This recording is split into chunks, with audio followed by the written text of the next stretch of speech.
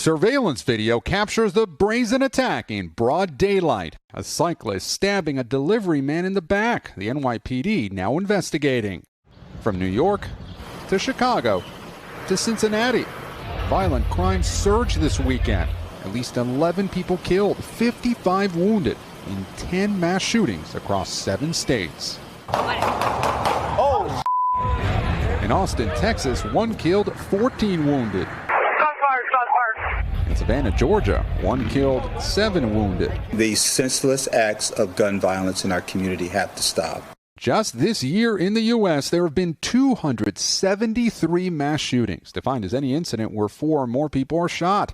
There have been 31 so far this June, and we're not even halfway through the month. What is going on here? We've seen a lot of the pandemic-related issues related to mental health, unemployment, financial stress, combined with a lot of the retaliatory violence that happens in a lot of the inner cities. But it's even more than usual. Portland, Oregon has seen a staggering 740% spike in homicide since last year.